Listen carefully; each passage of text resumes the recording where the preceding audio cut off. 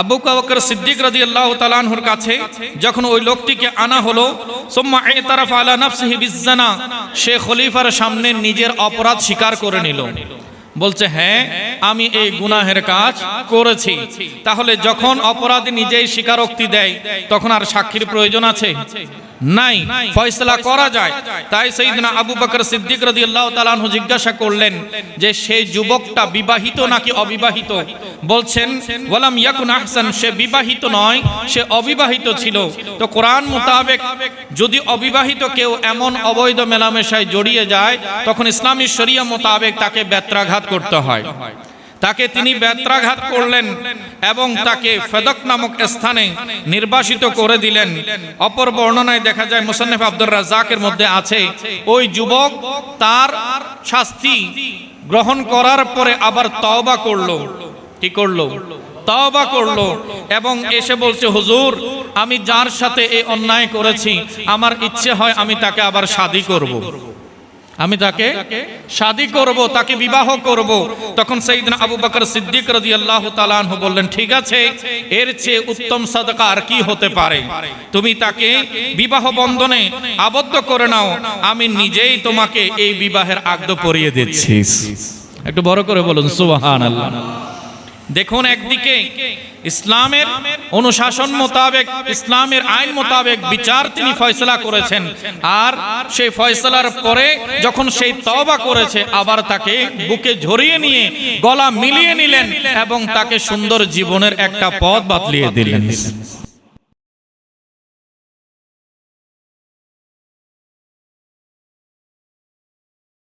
قال الله تبارك وتعالى في محكم كتابه المجيد بسم الله الرحمن الرحيم وسيجنبها الأتقى الذي يؤتي ماله يتزكى صدق الله مولانا العظيم وبلغنا رسوله النبي الحبيب الكريم ونحن على ذلك من الشاهدين والشاكرين والحمد لله رب العالمين مولاي صل وسلم دائما أبدا على حبيبك خير الخلق كلهم আলহামদুলিল্লাহ ওয়া শুকরুলিল্লাহ ওয়াস সালাতু ওয়াস সালামু আলা খায়র খালকিল্লাহ। মহামহিম রব্বুল আলামিন আহকামুল হাকিমিন আল্লাহ জাল্লা মাজদুহুর আলিশান দরবারে পাকে অসংখ্য অগণিত শুকরিয়া আদায় করছি। রব্বুল আলামিন অত্যন্ত দয়া ও মেহেরবানি করে ঐতিহ্যবাহী হযরত জঙ্গি শাহ আল কুরাইশ রাহমাতুল্লাহি আলাইহি জামে মসজিদে ইবাদত বান্দেগীতে অংশ নেওয়ার লক্ষ্যে আমাদের সমবেত হওয়ার তৌফিক দান করছেন।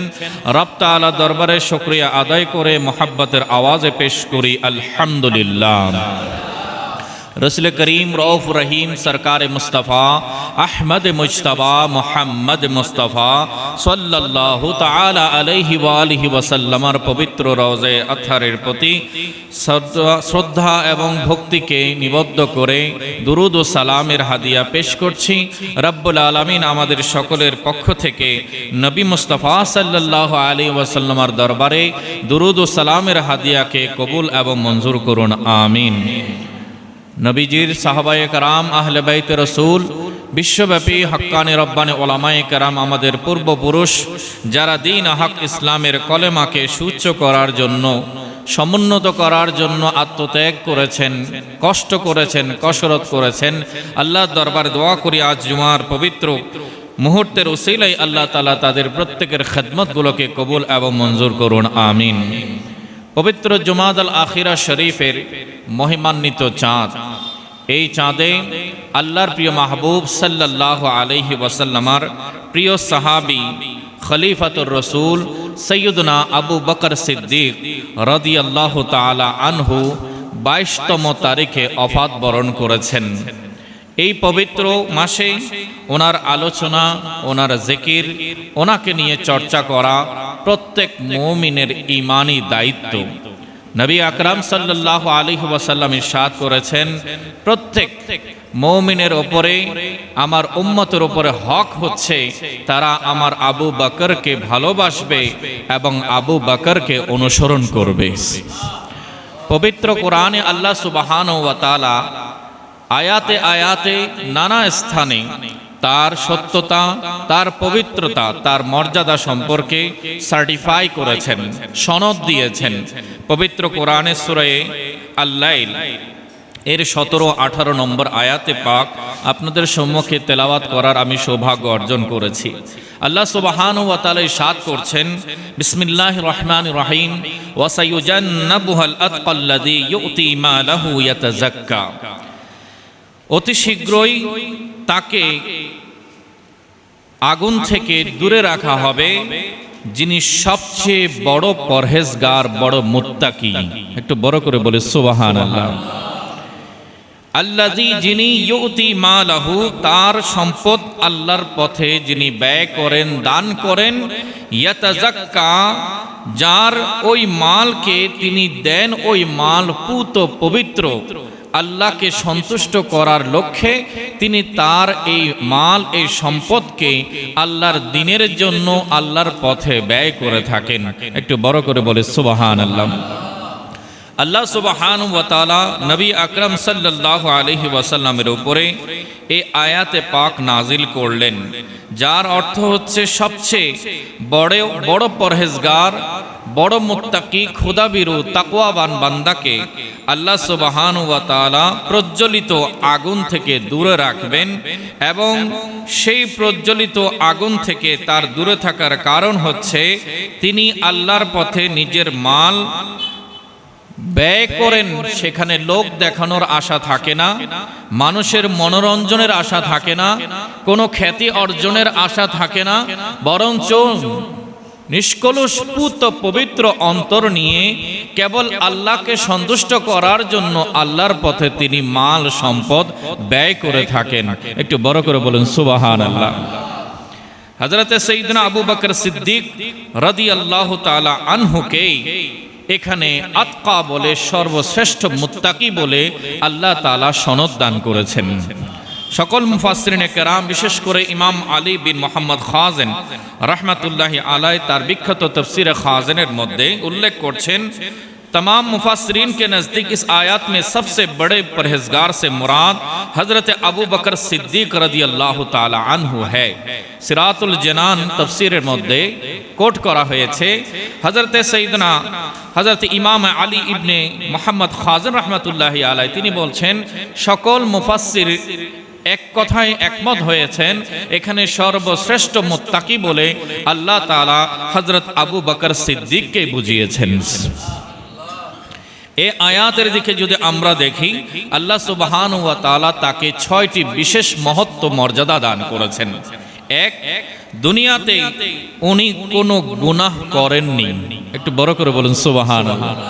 কারণ যিনি মুত্তাকি হন তিনি গুনাহগার হতে পারেন না, গুনাহ থেকে তিনি বিরত থাকেন। আল্লাহ বলছেন সর্বশ্রেষ্ঠ মুত্তাকি হচ্ছে আবু বকর সিদ্দিক। তাই প্রথম বোঝা গেল আল্লাহ সুবহানাহু ওয়া তাআলা তাকে গুনাহ থেকে সুরক্ষায় রেখেছেন। 2 নম্বরে তাকে জাহান্নাম থেকে অনেক দূরে রাখা হবে। আর এই জাহান্নাম থেকে দূরে রাখার অর্থই হলো আল্লাহ তাআলা তাকে জান্নাতি করেছেন। 4 নম্বরে রাসূল আরবী সাল্লাল্লাহু আলাইহি ওয়াসাল্লামের উম্মতের মধ্যে সর্বশ্রেষ্ঠ মুত্তাকি পরহেজগার হচ্ছেন সাইয়্যিদনা আবু বকর সিদ্দিক রাদিয়াল্লাহু তাআলা। 5, হযরতে সাইয়্যিদনা আবু বকর সিদ্দিক যা যা আল্লাহর রাস্তায় ব্যয় করেছেন, দান করেছেন, সকল দান আল্লাহর দরবারে কবুল হয়ে গেছে। এবং 6 নম্বরে হযরতে সাইয়্যিদনা আবু বকর সিদ্দিক প্রতিটি সাদকার ক্ষেত্রে, প্রতিটি দানের ক্ষেত্রে সর্বোচ্চ পর্যায়ের ইখলাস, নিষ্ঠা, আল্লাহ সুবহানাহু ওয়া তাআলার প্রতি একাগ্র ছিলেন। ইখলাসের দিকে, নিষ্ঠার দিকে তিনি উম্মতের মধ্যে সর্বশ্রেষ্ঠ স্থান দখল করে নিয়েছেন। রব্বুল আলামিন আহকামুল হাকিমিন এই পবিত্র সত্তাকে নিয়ে আজ আমাদেরকে আলোচনা করার সুযোগ দিয়েছেন। আল্লাহ তাআলার দরবারে শুকর আদায় করে আরো একবার বলি আলহামদুলিল্লাহ। সহিহ বুখারী শরীফের 466 নম্বর হাদিস, সহিহ মুসলিমে 2382 নম্বর হাদিসে পাক নবী করিম সাল্লাল্লাহু আলাইহি ওয়াসাল্লামের প্রিয় সাহাবী হযরত আবু সাঈদ খুদরি রাদিয়াল্লাহু তাআলা আনহু থেকে হাদিস বর্ণিত, খতাবান নবী সাল্লাল্লাহু আলাইহি ওয়াসাল্লাম ফাকালা ইন্নাল্লাহা খায়্যারা আবদান বাইনাদ দুনিয়া ওয়া বাইনা মা ইনদাহু ফাখতারা মা ইনদাল্লাহি ফাবাকা আবু বকর as-সিদ্দীক রাদিয়াল্লাহু তাআলা আনহু। নবী করিম সাল্লাল্লাহু আলাইহি ওয়াসাল্লাম ভাষণ দিলেন, সবার সামনে বক্তব্য রাখলেন, আর তখন আল্লাহর রাসূল ইরশাদ করেন, ইন্নাল্লাহ খায়্যারা আবদান বাইনাদ দুনিয়া ওয়া বাইনা মা ইনদাহু। আল্লাহ সুবহানাহু ওয়া তাআলা এক বান্দাকে দুনিয়া এবং আল্লাহর নিকট যা আছে এই দুইয়ের মধ্যে একটি গ্রহণের ইখতিয়ার দান করেছেন। একটু বড় করে বলুন সুবহানাল্লাহ। কি দুনিয়া নেবে নাকি আল্লাহর কাছে যা আছে তা গ্রহণ করবে, এই ব্যাপারে আল্লাহ এক বান্দাকে ইখতিয়ার দিয়েছেন। নবী মুস্তাফা বলছেন ফাখতারা মা ইনদাল্লাহ, ওই বান্দা আল্লাহর কাছে যা আছে সেটাই গ্রহণ করেছেন। এই কথা শোনার পরে ফাবাকা আবু বকর as-সিদ্দীক রাদিয়াল্লাহু তাআলা আনহু, নবী করিম সাল্লাল্লাহু আলাইহি ওয়াসাল্লামের প্রিয় সাহাবী হযরত আবু বকর সিদ্দীক রাদিয়াল্লাহু তাআলা আনহু অঝর নয়নে কান্না শুরু করে দিলেন। তার নেত্র গড়িয়ে পানি ঝরে পড়ছে, দাড়ি মোবারক ভিজে যাচ্ছে, বুক সিক্ত হয়ে যাচ্ছে। সাইয়েদনা আবু বকর সিদ্দীক রাদিয়াল্লাহু তাআলা আনহুর কান্না দেখে ফাকুলতু ফি নাফসি মা ইয়বকি হাদা শাইখ, হযরতে সাইয়েদনা আবু সাঈদ খুদরি রাদিয়াল্লাহু তাআলা আনহু বলছেন, আমি মনে মনে বললাম, কি হলো, এই মহান বুজুর্গ ব্যক্তি এত কান্না করছেন কেন? আল্লাহর রাসূল তো বলেছেন একজন বান্দাকে আল্লাহ তাআলা দুটো ইখতিয়ার দিয়েছেন, যে দুনিয়া গ্রহণ করবে নাকি আল্লাহর কাছে যা আছে তা গ্রহণ করবে। তিনি আল্লাহর কাছে যা আছে সেটা গ্রহণ করেছেন, এটা তো ভালো কথা, এটা তো খুশির কথা যে তিনি আল্লাহওয়ালা হয়ে গেছেন। এখানে কান্না করার পেছনে কারণ কি? দেখা যায় ইন ইয়াকুনিল্লাহু খায়্যারা আবদান বাইনাদ দুনিয়া ওয়া বাইনা মা ইনদাহু ফাখতারা মা ইনদাল্লাহ ফাকানা রাসূলুল্লাহ সাল্লাল্লাহু আলাইহি ওয়াসাল্লাম হুয়াল আবদ আবু বকর আ'লামানা। এই কথা তিনি শোনার পরে বলছেন, আমরা বুঝে গেলাম সাইয়েদনা আবু বকর সিদ্দীক রাদিয়াল্লাহু তাআলা আনহু তিনি হচ্ছেন সাহাবীদের মধ্যে সর্বশ্রেষ্ঠ জ্ঞানী মানুষ।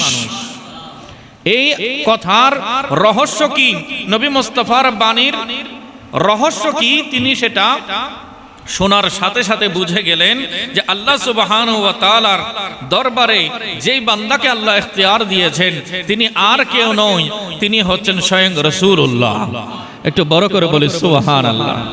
তিনি বুঝে গেলেন এবং সাইয়েদনা আবু বকর সিদ্দীক রাদিয়াল্লাহু তাআলা আনহু বুঝে গেলেন যে আল্লাহর রাসূল যখন আল্লাহর সাথে থাকা ইখতিয়ার করে নিলেন, তাহলে আর বেশি দিন আমাদের মাঝে থাকবেন না। নবী মুস্তাফা এই হাদিসের মাধ্যমেই ইশারা করে দিয়েছেন যে আমার ওফাতের সময় ঘনিয়ে এসেছে। অপর সাহাবায়ে কেরাম খুশি হয়েছে, কিন্তু আবু বকর সিদ্দীকের চোখ বেয়ে বেয়ে পানি ঝরতে শুরু করলো।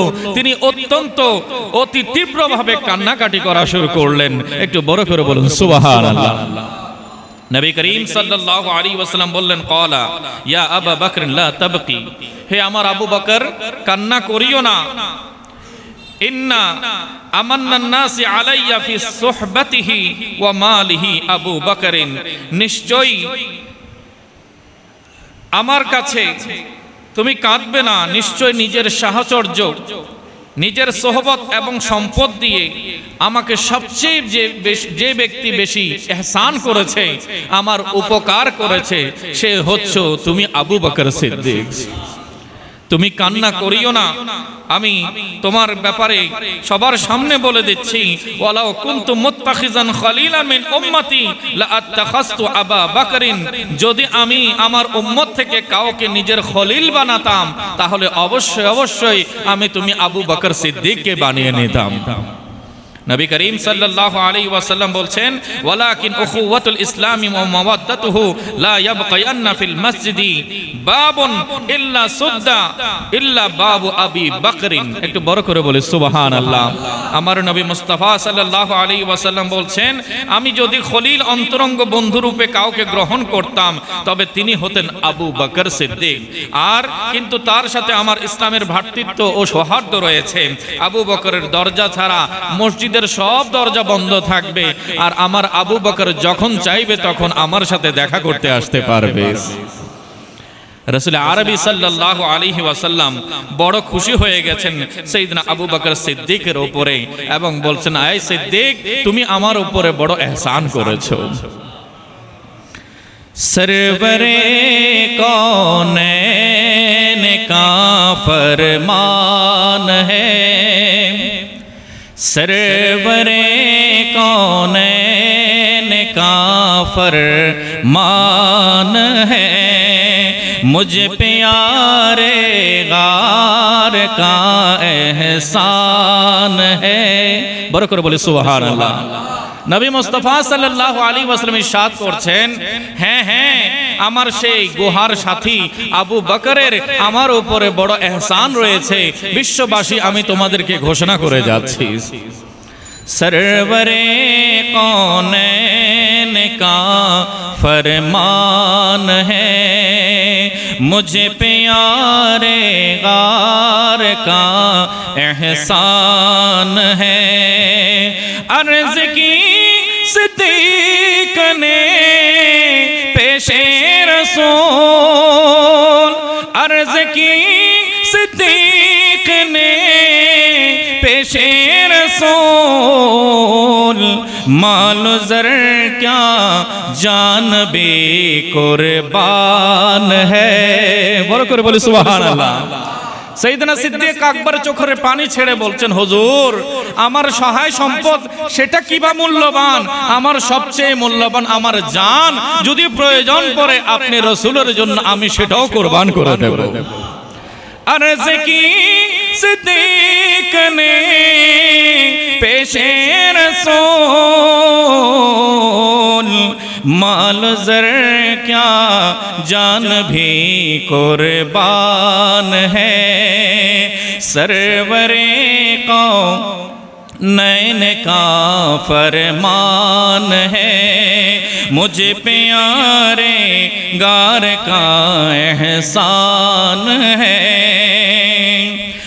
मिल गया तुझको लक़ब सिद्दीक का, मिल गया तुझको लक़ब सिद्दीक का, किस कदर हो किस कदर बो बकर तेरी शान है। আবু বকর, তোমার তো সিদ্দিক আকবরের উপাধি মিলে গেছে। গোটা বিশ্ববাসীর উপরে আল্লাহ তাআলা তোমাকে সর্বশ্রেষ্ঠ মর্যাদায় ভূষিত করেছে।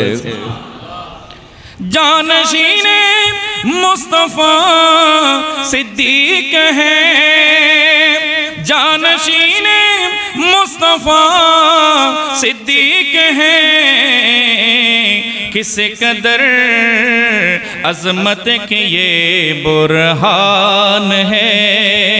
আমার প্যারা রাসূলের ওফাতের পরে ঠিক নবীর জায়গায় আল্লাহ তোমাকে স্থলাভিষিক্ত করেছেন। নবী মুস্তাফা সাল্লাল্লাহু আলাইহি ওয়াসাল্লাম যে নেতৃত্ব দিয়েছেন, যে রাষ্ট্র পরিচালনা করেছেন, গোটা মুসলমান জাতিকে শৃঙ্খলায় রেখে আল্লাহর একত্ববাদ তাওহীদে নবী মুস্তাফার রিসালাতে এক করে রেখেছেন, সে ঐক্যের চাবিকাঠি আল্লাহর প্যারা মাহবুবের পরে আল্লাহ তোমাকেই বানিয়েছেন। একটু বড় করে বলে সুবহানাল্লাহ।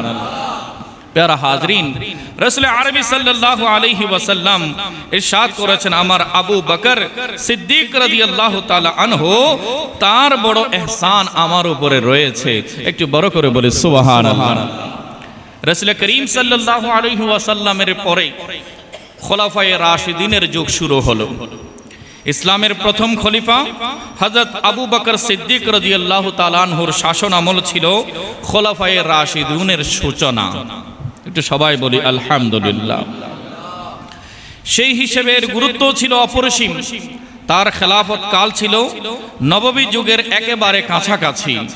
আমার প্যারা রাসূলের ইন্তেকাল আর রাসূলের পরে রাসূলের খলিফা হয়েছেন হযরত সাইয়েদনা আবু বকর সিদ্দিক রাদিয়াল্লাহু তাআলা।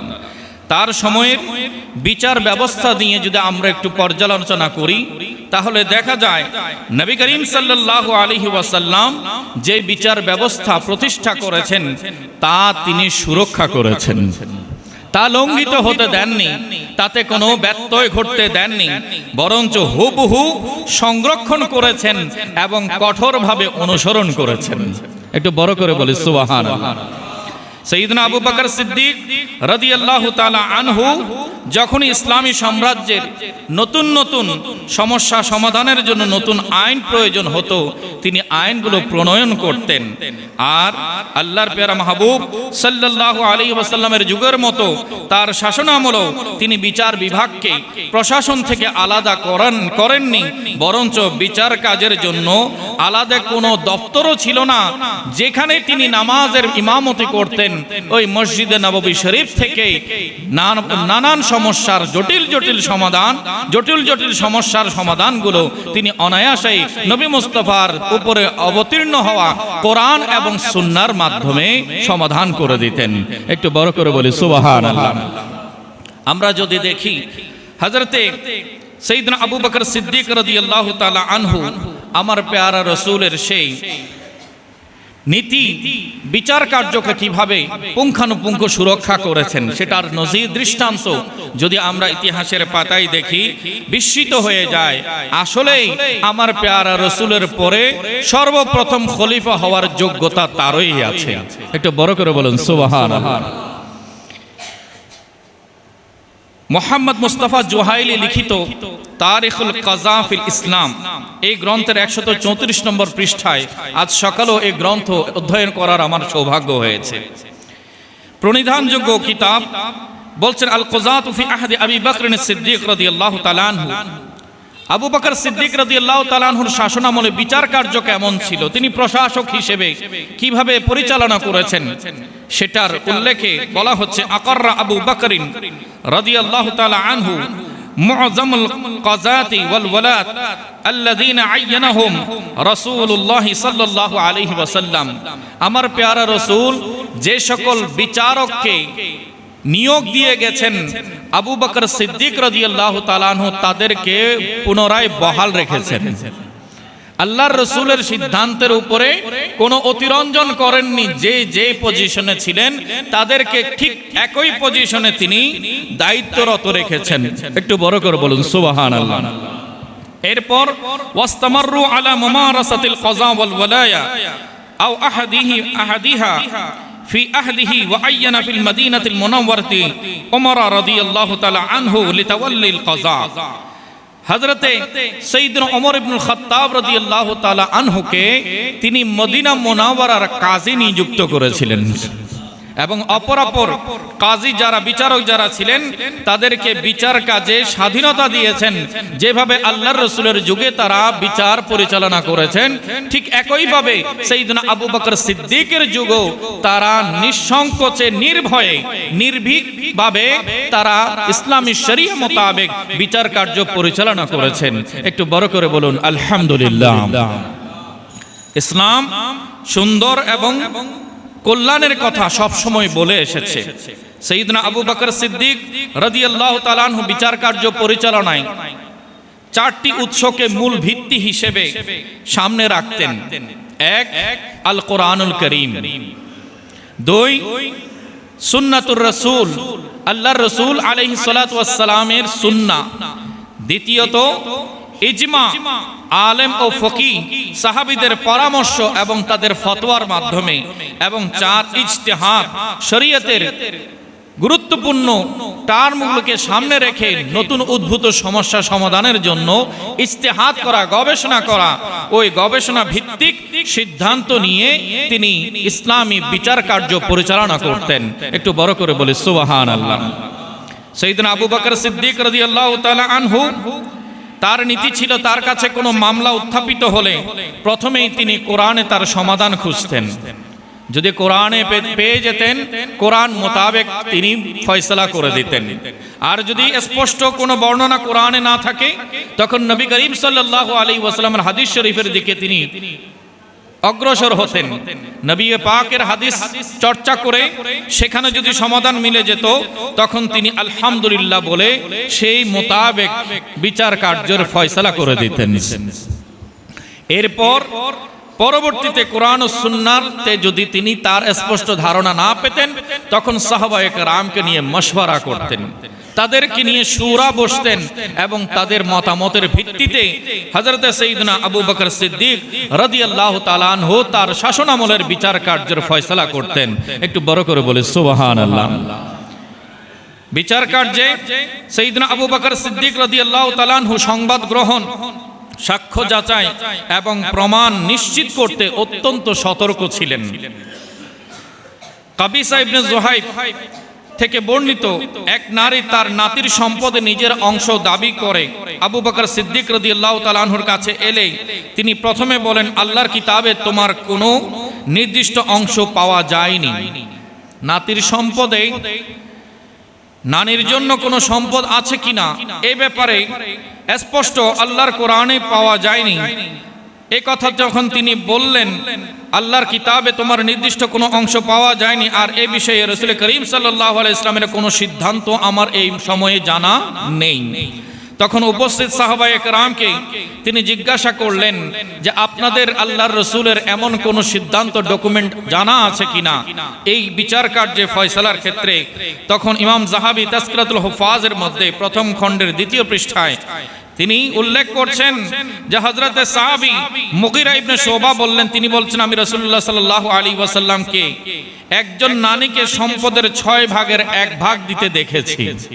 একটু বড় করে বলুন সুবহানাল্লাহ। নারীকে ৬ ভাগের ১ ভাগ ১/৬ সম্পদ দিতে আমি দেখেছি। এই কথা যখন তিনি বললেন, তখন আল্লাহর রাসূলের প্রিয় সাহাবী হযরত সাইয়েদনা আবু বকর সিদ্দিক রাদিয়াল্লাহু তাআলা আনহু তার পরামর্শ ভিত্তিতে ফয়সালা করে দিলেন, ওই নারীকে ওই সম্পদের ১/৬ সম্পদের মালিকানা দান করলেন। একটু বড় করে বলুন সুবহানাল্লাহ। এখানে আমাদের জন্য শিক্ষা কি, যে তার বিচার নীতি একেবারে স্পষ্ট ছিল যে কোনো ব্যক্তি কোনো মনসবে বসলেই, কোনো চেয়ারে আসলেই তিনি সব জানতা হয়ে যাবেন, সব বিষয়ে ওনার তাৎক্ষণিক জবাব মনে পড়ে যাবে এমন নয়। তিনি যদি পরামর্শ করেন তাহলে অনেক অজানা বিষয় কিংবা তার স্মরণ থেকে ছুটে যাওয়া এমন অনেক বিষয় ওনার পুনরুদ্ধার করার সম্ভাবনা আছে। সে কারণে সব জায়গায় আইন পরিষদও উপদেষ্টাদের দরকার আছে। পরামর্শ ভিত্তিক একটি নীতিমালা যদি শরিয়া মোতাবেক আমল করা যায় তাহলে অনেকাংশেই ভুল বিচার কার্য বা ভুল সিদ্ধান্ত থেকে জাতিকে রক্ষা করা যায়। সবাই বলুন আলহামদুলিল্লাহ। সাইয়েদনা আবু বকর সিদ্দিক রাদিয়াল্লাহু তাআলা আনহুর শাসনকালের কয়েকটি বিচারের রায় আপনাদের সামনে আমি তুলে ধরতে চাই। সেখানে আমাদের জন্য অনেক লেসন রয়েছে, অনেক শিক্ষা রয়েছে।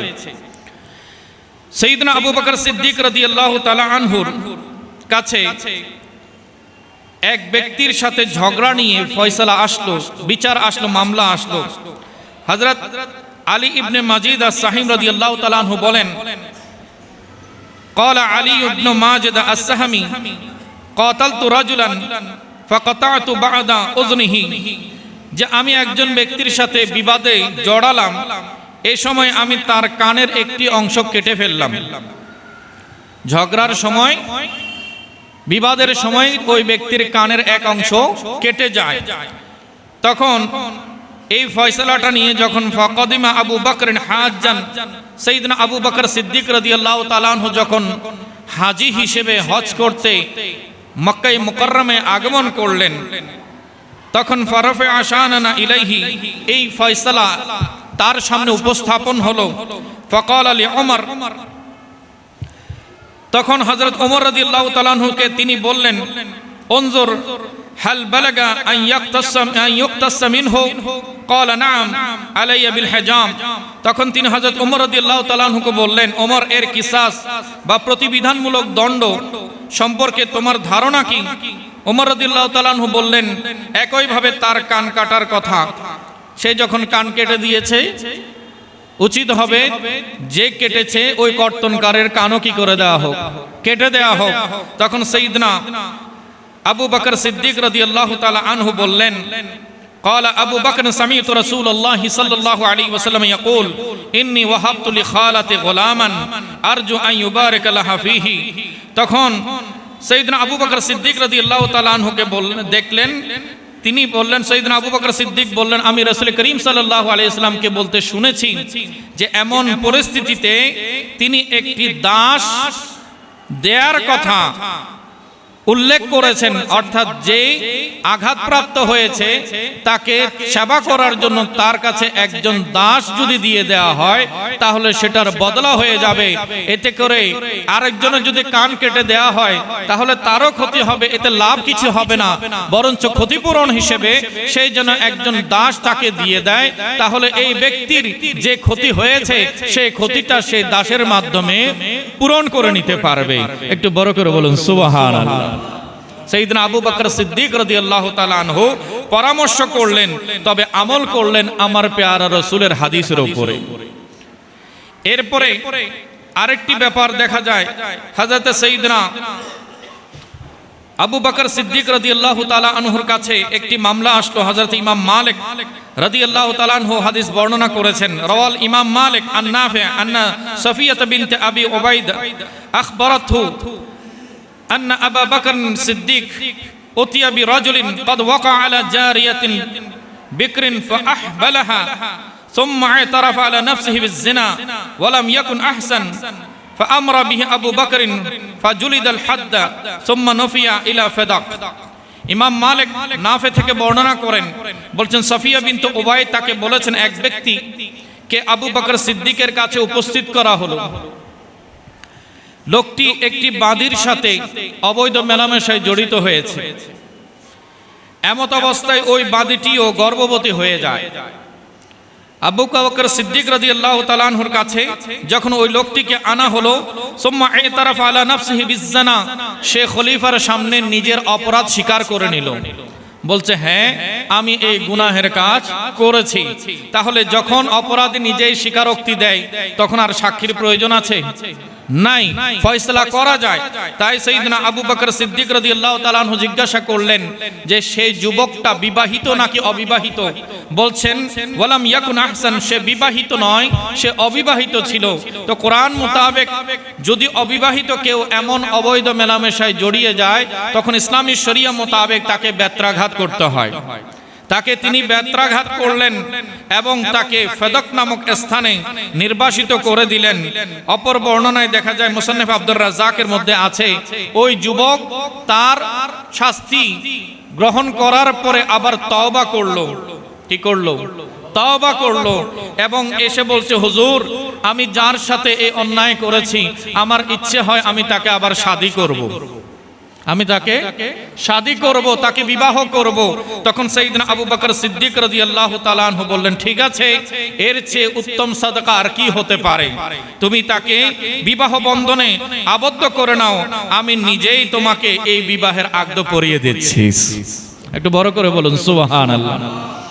দেখুন, একদিকে ইসলামের অনুশাসন মোতাবেক, ইসলামের আইন মোতাবেক বিচার তিনি ফয়সালা করেছেন, আর সেই ফয়সালার পরে যখন সেই তওবা করেছে আবার তাকে বুকে ঝরিয়ে নিয়ে গলা মিলিয়ে নিলেন এবং তাকে সুন্দর জীবনের একটা পথ বাতলিয়ে দিলেন। এই হচ্ছেন খলিফাতুর রাসূল সাইয়েদনা আবু বকর সিদ্দিক রাদিয়াল্লাহু তাআলা আনহু। আরেকটি বিচার যেটা ইমাম বাইহাকি রাহমাতুল্লাহি আলাইহি বর্ণনা করেছেন, কাজিয়াতু নাফকাতিল ওয়ালিদ আলাল ওয়ালাদ, পিতার খরচের ভার সন্তানের উপর। এই প্রসঙ্গে একটি বিচার আসলো। আন কায়েস ইবনে হাজিম ক্বালা হাদারতু আবা বকর ইবনে সিদ্দিক রাদিয়াল্লাহু তাআলা আনহু ফাকালা লাহু রাজুলুন ইয়া খলিফাতা রাসূলিল্লাহ হাদা ইউরিদু আন ইয়াখুযা মালি কুল্লাহু ওয়া ইয়াজতাহু। হযরতে কায়েস বিন হাজিম রাদিয়াল্লাহু তাআলা আনহু তিনি বলছেন, আমি আবু বকর সিদ্দিক রাদিয়াল্লাহু তাআলা আনহুর মজলিসে বসা ছিলাম। এমত অবস্থায় একজন ব্যক্তি এসে সাইয়েদনা আবু বকর সিদ্দিক রাদিয়াল্লাহু তাআলা আনহুকে বললেন, হে আল্লাহর রাসূলের খলিফা, এই ব্যক্তি যাকে ইশারা করছেন তিনি হচ্ছেন ওই যুবকের পিতা। বাবার বিরুদ্ধে মামলা নিয়ে এসেছে ছেলে। কার দরবারে? সাইয়েদনা আবু বকর সিদ্দিকের দরবারে, খলিফাতুর রাসূলের দরবারে বাবার বিরুদ্ধে মামলা নিয়ে এসেছে সন্তান।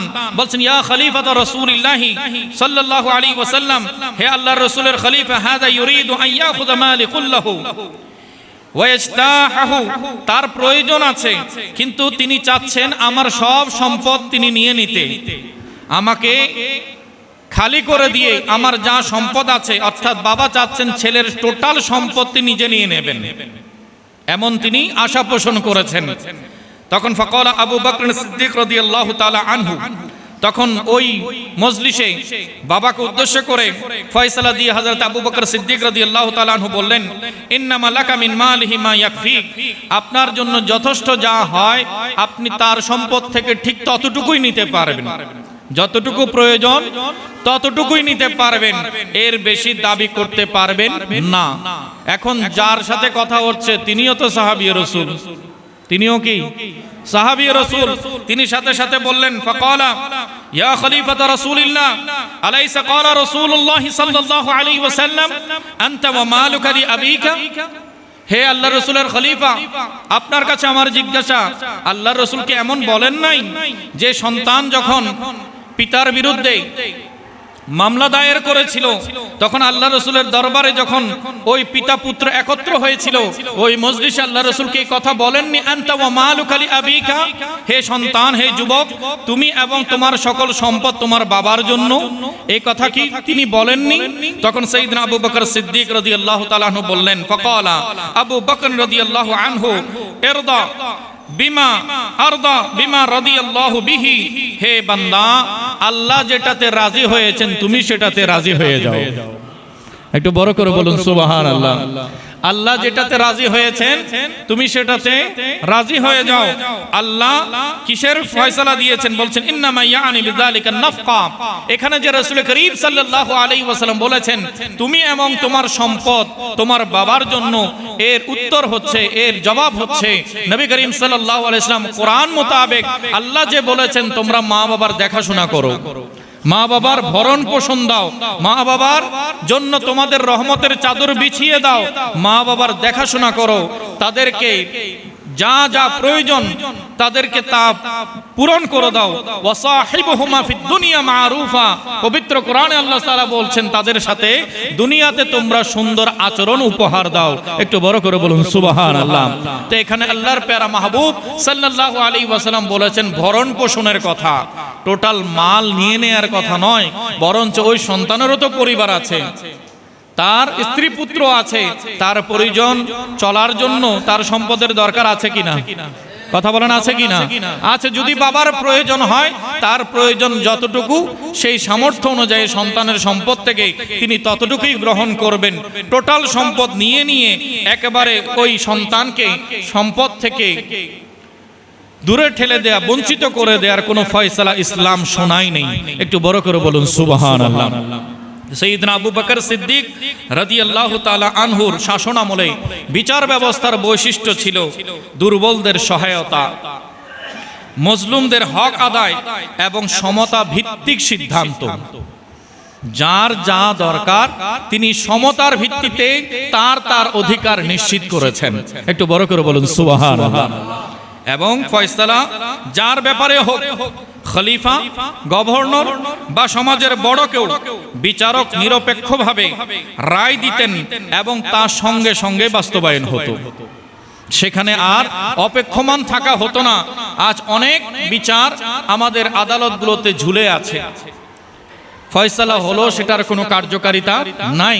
কিন্তু ইসলামী খেলাফতের সময়ে সাইয়েদনা খলিফাতুর রাসূল সাইয়েদনা আবু বকর সিদ্দিকের শাসন আমলে যেই বিচারের ফয়সালা হয়ে যেত সেটার বাস্তবায়নে দেরি হতো না, সাথে সাথে সেটা প্রয়োগ করা হতো। একটু বড় করে বলুন সুবহানাল্লাহ।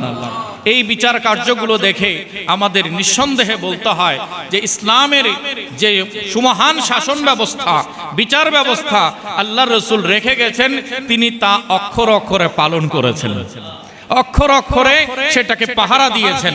এবং আজও যদি আমরা খলিফাতুর রাসূল সাইয়েদনা আবু বকর সিদ্দিক রাদিয়াল্লাহু তাআলা আনহুর রেখে যাওয়া এই সুন্নাহকে আঁকড়ে ধরি, আমাদের সমাজের অনেকগুলো সমস্যা অতি অল্প সময়ের মধ্যে সুষ্ঠু সমাধান পেয়ে যাবে। রব্বুল আলামিন আমাদের সকলকে গ্রহণ করার তৌফিক নসিব করুক, আমিন।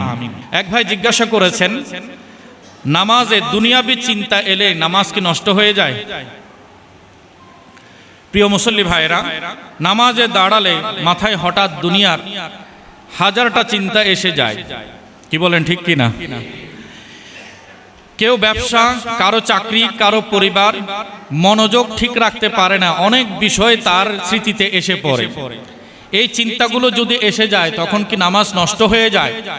শরীয়তের ফয়সালা হচ্ছে শুধু দুনিয়াবি চিন্তা এলে নামাজ ভেঙে যায় না, তবে ইবাদতের দাবি হচ্ছে আল্লাহ চান বান্দা যেন মনোযোগ সহকারে নামাজ আদায় করে, তার হৃদয় যেন আল্লাহর প্রতি ধাবিত থাকে, অপর কোনো বিষয়ে যেন আল্লাহর জিকির, আল্লাহর স্মরণ থেকে তাকে বিরত করতে না পারে। তাই আমাদের করণীয় কি? নামাজে যদি আমাদের মন এদিক সেদিক চলে যাওয়ার উপক্রম হয়ে যায়, তখন এটা যদি বারবার আমরা ফেস করতে হয়, বারবার যদি এটার আমরা মুখোমুখি হই, তাই তাদের জন্য পরামর্শ হচ্ছে তিনি তার খুশু খুদু নির্ণয় করার জন্য, মনোযোগ নির্ধারণ করার জন্য কিছু আমল করবেন। প্রথমত, মুফতি আহমদ ইয়ার খান নাঈম রহমতুল্লাহি আলাইহি নামাজে অযাচিত, অপ্রত্যাশিত চিন্তা থেকে বাঁচার দারুণ উপায় বলেছেন। তিনি বলেছেন, নামাজ শুরু করার আগে বাম দিকে 3 বার হালকা থুতু ফেলে বলবে লা হাওলা ওয়ালা কুওয়াতা ইল্লা বিল্লাহিল আলিয়্যিল আযীম। আমরা সবাই বলি লা হাওলা ওয়ালা কুওয়াতা ইল্লা বিল্লাহিল আলিয়্যিল আযীম, লা হাওলা ওয়ালা কুওয়াতা ইল্লা বিল্লাহিল আলিয়্যিল আযীম। নামাজ শুরু করার আগে বাম দিকে 3 বার হালকাভাবে থুতু নিক্ষেপ করে তিনি এই দোয়াটা পড়ে নেবেন। তাহলে এই দোয়ার মাধ্যমে তিনি আল্লাহর নিরাপত্তা বেষ্টনীর মধ্যে চলে আসবেন। একটু বড় করে বলি না সুবহানাল্লাহ। এছাড়াও মনোযোগ টিকিয়ে রাখার জন্য নামাজ চলাকালীন আমাদের দৃষ্টিকে সংযত রাখতে হবে। কিয়ামে যখন আমরা দাঁড়াবো তখন আমাদের নজর থাকবে সাজদার দিকে, রুকুতে গেলে পায়ের পৃষ্ঠ, পায়ের উপরের পাতার দিকে, সাজদায় গেলে নাকের হাড়ের দিকে। এভাবে জলসায় বা তাশাহুদে যখন আমরা বসবো তখন আমাদের কোলের দিকে আমাদের নজর থাকবে। সালাম ফেরানোর সময় আমাদের 2 কাঁধের দিকে আমাদের দৃষ্টি থাকবে। তো কোনো বান্দার যখন দৃষ্টি নিয়ন্ত্রণে চলে আসে তখন তার নামাজে মনোযোগটা বহু অংশে বৃদ্ধি পেয়ে যায়। আল্লাহ তাআলা আমাদের সবাইকে আমল করার তৌফিক দান করুক, আমিন। আরেক ভাই জিজ্ঞাসা করেছেন, নামাজরত অবস্থায় হাসি দেওয়ার সাথে সাথে আলহামদুলিল্লাহ বলে ফেলেছি, আমার নামাজ কি আছে নাকি নষ্ট হয়ে গেছে? শুনুন, হাসির জবাব দেয়া রাসূল করিম সাল্লাল্লাহু আলাইহি ওয়াসাল্লামের হাদিস, সহিহ বুখারী শরীফের 6224 নম্বর হাদিস। আল্লাহ রাসূল ইরশাদ করেছেন, ইজা আতাসা আহাদুকুম ফালইয়াকুল আলহামদুলিল্লাহ। তোমাদের মধ্যে কেউ যখন হাসি দেবে তখন সে বলবে আলহামদুলিল্লাহ। কি বলবে? আলহামদুলিল্লাহ। হাসির জবাবে কেউ যখন হাসি দিতে শোনার পরে কেউ ওই ব্যক্তি আলহামদুলিল্লাহ বলেছে এ কথা শুনবে, তখন সে কি করবে?